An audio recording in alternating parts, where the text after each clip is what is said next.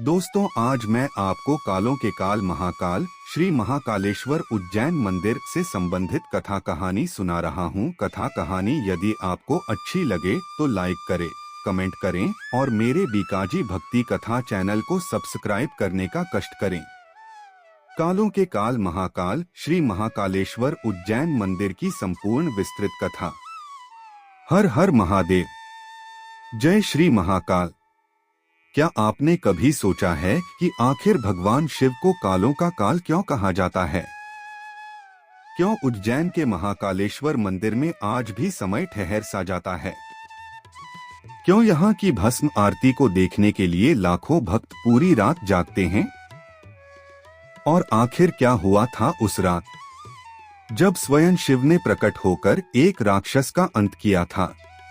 आज की इस कथा में हम आपको ले चलेंगे उस दिव्य नगरी उज्जैनी में, जहां धरती पर स्वयं महाकाल विराजते हैं। यह केवल कहानी नहीं, यह सनातन धर्म की आत्मा है। कालों के काल महाकाल, धरती का सबसे रहस्यमयी ज्योतिर्लिंग।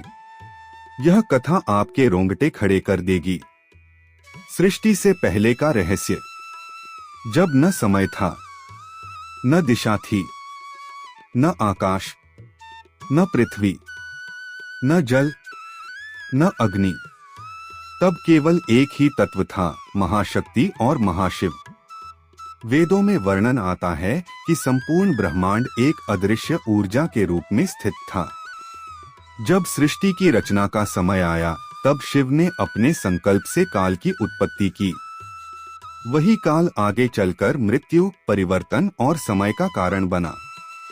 परंतु उस काल को नियंत्रित करने वाले स्वयं शिव थे, इसलिए उन्हें कहा गया महाकाल, अर्थात जो काल को भी नियंत्रित करे, जो मृत्यु का भी स्वामी हो, जो ब्रह्मांड के अंत के बाद भी शाश्वत रहे, वही है महाकाल। स्कंद पुराण में उज्जैनी नगरी का वर्णन करते हुए कहा गया है कि यह नगरी देवताओं की भी प्रिय नगरी है। यहाँ समय की गति अन्य स्थानों से भिन्न मानी जाती है। यही कारण है कि उज्जैन को कालगणना का केंद्र भी कहा गया। लेकिन क्या आप जानते हैं, महाकालेश्वर ज्योतिर्लिंग की स्थापना किसी राजा ने नहीं, स्वयं भगवान शिव ने की थी। अब आगे जो कथा आएगी वह आपको भावुक भी करेगी और शिवमय भी। प्राचीन काल में उज्जैन को अवंतिका कहा जाता था। यह सप्तपुरियों में से एक मानी जाती है। कहा जाता है कि यहाँ भगवान विष्णु, ब्रह्मा और महादेव तीनों का विशेष आशीर्वाद रहा। क्षिप्रा नदी के तट पर स्थित यह नगरी विद्या, साधना और तंत्र की भूमि मानी जाती थी। ऋषि मुनि यहाँ तपस्या करते थे। सम्राट विक्रमादित्य की राजधानी भी यही उज्जैनी थी। उज्जैन का महत्व केवल धार्मिक ही नहीं, खगोलीय और आध्यात्मिक भी रहा। यहाँ महर्षि सांदीपनी का आश्रम था, जहाँ स्वयं भगवान कृष्ण और बलराम ने शिक्षा प्राप्त की। कहते हैं, जिस भूमि पर स्वयं श्री कृष्ण ने शिक्षा ली हो, जहाँ शिव स्वयं निवास करते हों, वह भूमि साधारण नहीं हो सकती। बहुत समय पहले उज्जैनी नगरी में एक अत्यंत क्रूर राक्षस उत्पन्न हुआ, जिसका नाम था दूषण। उसने कठोर तपस्या कर ब्रह्मा जी से वरदान प्राप्त किया। वरदान मिलते ही उसका अहंकार बढ़ गया। वह ऋषियों को सताने लगा, यज्ञों को नष्ट करने लगा, मंदिरों को अपवित्र करने लगा, भक्तों को मारने लगा। पूरी अवंतिका नगरी भयभीत हो गई। तब वहां एक महान शिव भक्त ब्राह्मण रहते थे। वे प्रतिदिन भगवान शिव की उपासना करते थे। उनके 4 पुत्र भी परम शिव भक्त थे। जब दूषण ने उन भक्तों को भी धमकाया, तब वे भयभीत नहीं हुए। उन्होंने कहा, हमारे रक्षक स्वयं महादेव हैं। यह सुनकर दूषण क्रोधित हो उठा। वह अपनी सेना लेकर उन भक्तों को मारने पहुंचा। उसी क्षण धरती कांपने लगी, आकाश में बिजली चमकने लगी। शिप्रा का जल उफान मारने लगा और पृथ्वी फट गई। उस अग्नि से एक भयंकर दिव्य ज्योति प्रकट हुई। वह कोई और नहीं, स्वयं महाकाल थे। उनकी जटाएं आकाश तक फैली थीं। नेत्र अग्नि समान जल रहे थे।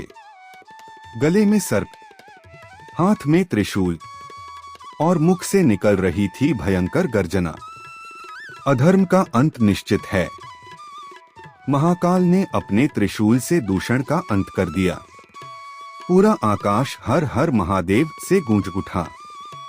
भक्तों ने भगवान से प्रार्थना की, हे प्रभु, आप इसी स्थान पर सदैव निवास करें।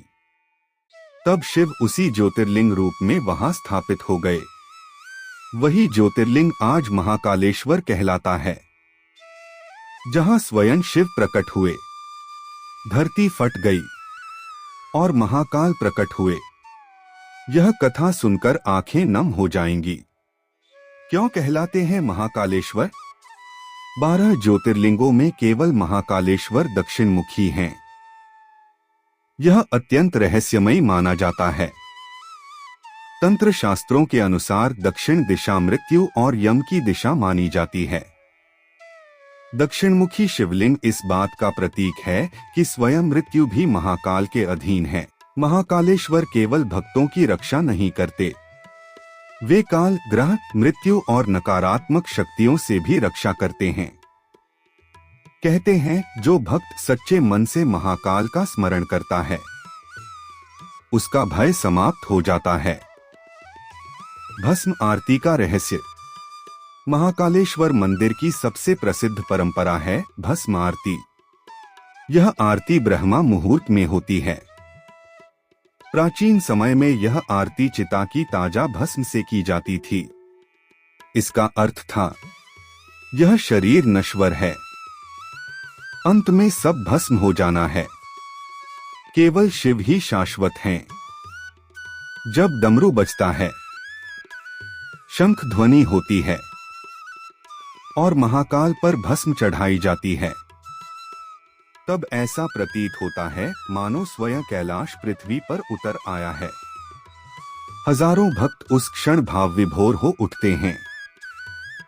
जिस दिन महाकाल बुला लें, समझ लेना आपका जीवन बदलने वाला है। महाकाल केवल मंदिर में नहीं, भक्त के भाग्य में बसते हैं। उज्जैनी में एक महान शिव भक्त राजा थे, चंद्रसेन। वे दिन रात शिव की आराधना करते थे।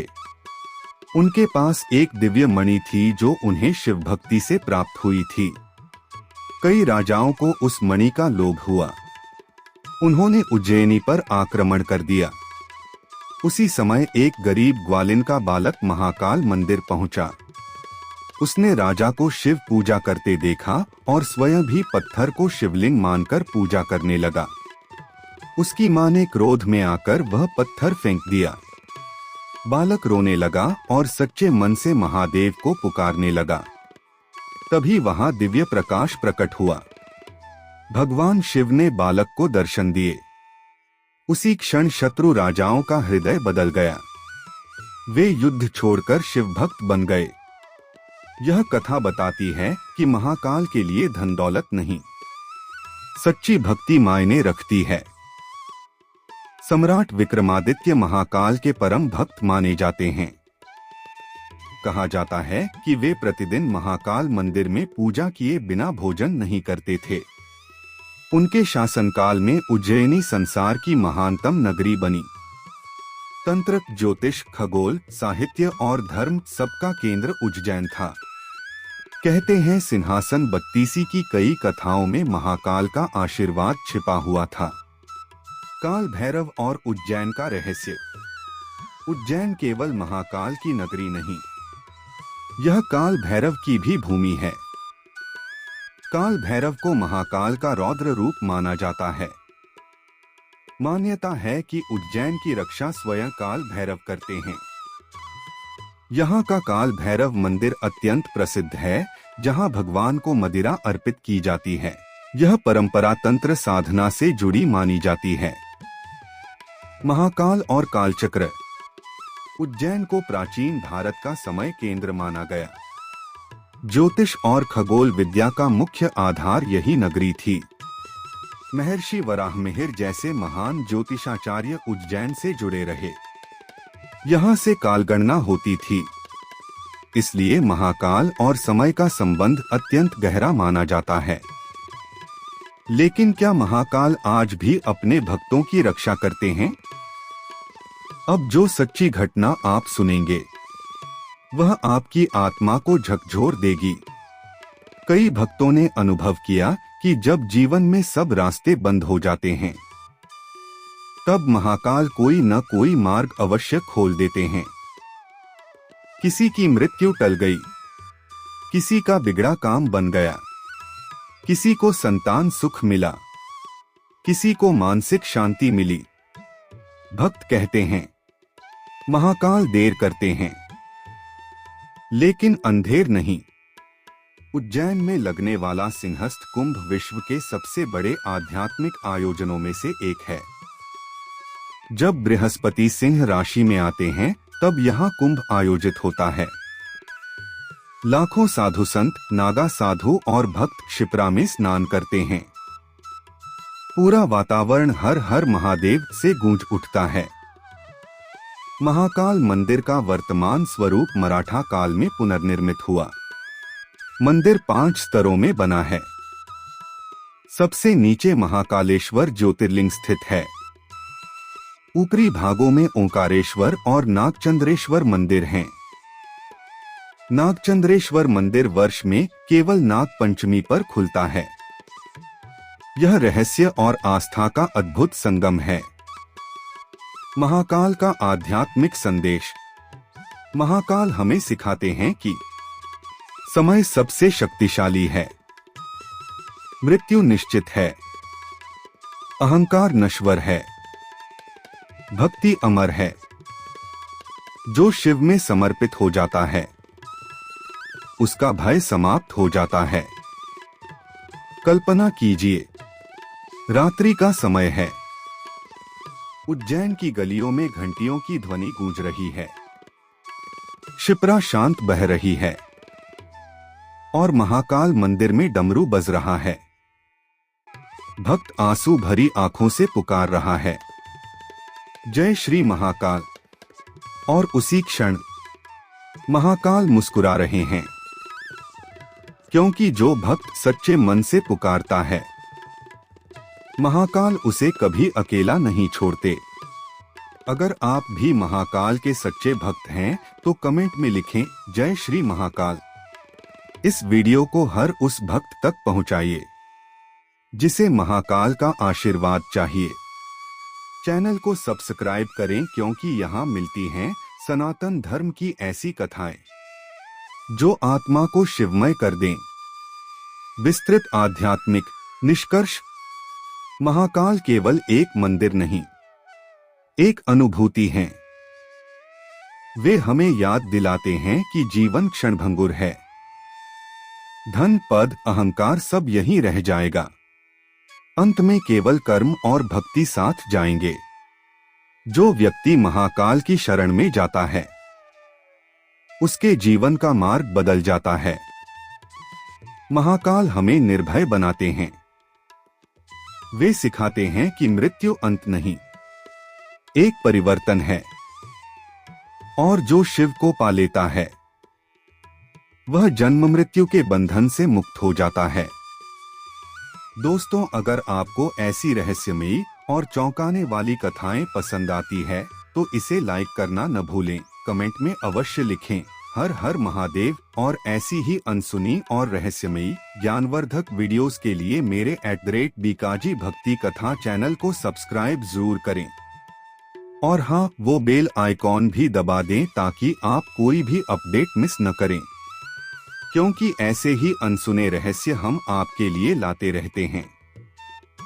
और हाँ, आप यह वीडियो कहाँ से देख रहे हो कमेंट में अपने गांव व शहर का नाम जरूर लिखना ताकि मुझे पता चल सके कि मेरी वीडियो कहाँ कहाँ पर पहुँच रही है।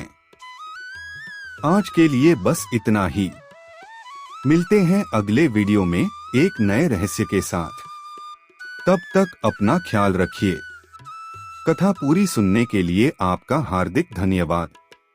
प्यार से बोलो हर हर महादेव। जय श्री महाकाल, जय श्री राम, जय श्री कालों के काल महाकाल।